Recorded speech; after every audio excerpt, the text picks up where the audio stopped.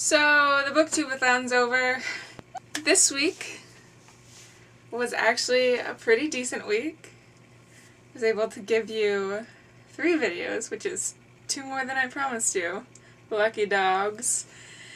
And I have good news and bad news as far as the challenges go. Good news is, this week I read a total of 1,138 pages, which means I smashed my goal of reading as many pages as I read last year. Across the board, the days I read pretty similar amounts. My low day was on Thursday, where I only read 113 pages, whereas my high day was on Saturday, where I read 223 pages. I think that deserves a round of applause. I'm gonna pat myself on the back. Good job, Alice. The good news is, I read way more than I thought I would this week. The bad news, I didn't complete all the challenges, but we already knew I wasn't going to complete those challenges, so it's alright. This stack of books did not get touched, but does not mean that these aren't next on my list to read. This stack of books, however, are the ones that I read, and let's just take a look. I read 4.5 books this week. I was able to accomplish start and finish a series, which was the Giver series, and even though I technically had started and finished the Giver before, I went ahead and finished reading the rest of the series and finished these 3 books, Gathering Blue, Messenger, and Sun, this week. I really enjoyed this series, and I think that anyone who really likes the Giver should finish the series because there's some good stuff flying ahead. I also completed the challenge to read a book with pictures in it. I read this little guy. It is a little guy.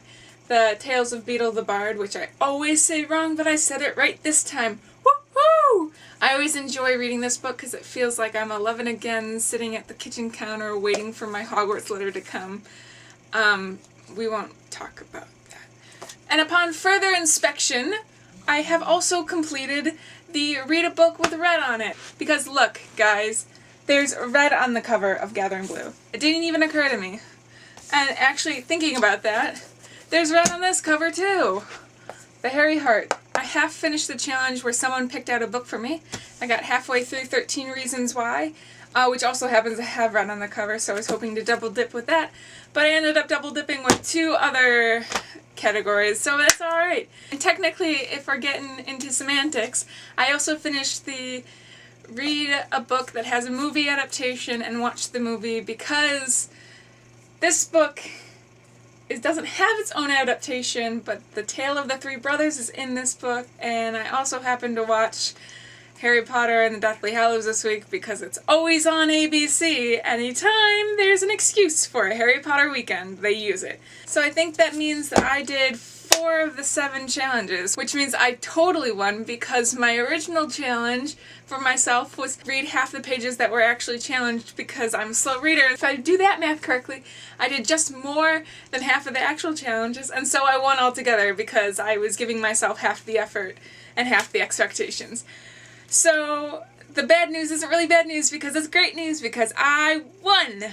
Just to recap, this week was a lot of fun. I read many more books than I usually read in a week, and it was fun to share this experience with other booktubers, especially watching their update videos and the fun challenges that were set this year with the videos, as well as all these other fun challenges that we had. Yahoo! We won! We all won. As a community, we won because we were reading books together and having fun and going crazy in all one week, and it was great, and I look forward to doing this again. Yeah, okay, bye!